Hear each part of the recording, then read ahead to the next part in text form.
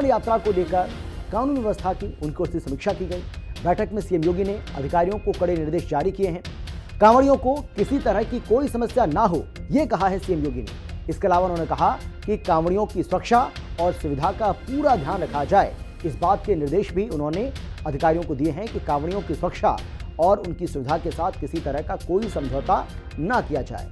इसके अलावा कांवड़ और मुहर्रम को लेकर भी योगी का अल्टीमेटम देखने को मिला। उन्होंने कहा है कि कांवड़ यात्रा मार्ग पर दुकानों में नेम प्लेट लगवाना अनिवार्य है। कांवड़ यात्रा मार्ग पर मास्क की बिक्री नहीं होगी। प्रशासन को कांवड़ संघों के साथ संपर्क में रहने के लिए कहा गया है। इसके अलावा पुलिस स्टेशन, सर्किलों और चौकियों के स्तर पर अलर्ट रहने की बात भी कही गई है। इसके अलावा सभी व्यवस्थाओं का पहले से आकलन करना चाहिए। वहीं कांवड़ रूट की साफ सफाई सुनिश्चित करने के लिए भी कहा। इसके अलावा स्ट्रीट लाइटिंग, पेयजल और शौचालय की व्यवस्था भी की जाए। तो ये तमाम तरह के वो आदेश हैं जो मुख्यमंत्री योगी आदित्यनाथ की ओर से दिए गए हैं। इसके अलावा कांवड़ और मुहर्रम को लेकर भी योगी ने अल्टीमेटम दिया और उन्होंने कहा है कि जुलूसों में सुरक्षा और संवाद की जो प्राथमिकता है वो देखने को मिलनी चाहिए, वो प्राथमिकता होनी चाहिए। यानी कि जुलूस में सुरक्षा और संवाद की प्राथमिकता होनी चाहिए। डीजे, ताजिया की ऊंचाई मानकों से ज्यादा नहीं, डीजे की आवाज की सीमा निर्धारित होनी चाहिए।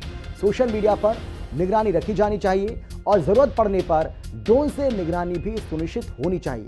अफवाहों से बचने के लिए फौरन खबरों का खंडन भी किया जाए। यानी कि अगर किसी तरह की कोई अफवाह किसी भी तरह की किसी भी प्लेटफॉर्म पर फैलाता है तो उसका खंडन करने के लिए भी पुलिस को, प्रशासन को सतर्क रहना होगा, अलर्ट रहना होगा। तो ये तमाम तरह के वो आदेश हैं जो जारी किए गए हैं मुख्यमंत्री योगी आदित्यनाथ की तरफ से। जो समीक्षा उन्होंने बैठक की, उस समीक्षा बैठक में भी ये आदेश उन्होंने दिए, दिशा निर्देश उन्होंने दिए हैं। यानी कि कांवड़ यात्रा को लेकर योगी सरकार बहुत ज़्यादा सतर्क अब नजर आ रही है, सावधान नजर आ रही है और कांवड़ियों को किसी तरह की कोई परेशानी का सामना ना करना पड़े, चाहे उनकी सुरक्षा की बात हो, चाहे उनके लिए व्यवस्था की बात हो, वो सब उनके लिए हो, वहाँ उन्हें किसी तरह की समस्या ना हो। इसलिए अब योगी सरकार इसको लेकर तत्पर हो गई है और इस बाबत बाकायदा एक समीक्षा बैठक की गई और इस समीक्षा बैठक के दौरान तमाम तरह के आदेश योगी जी की ओर से दिए गए हैं।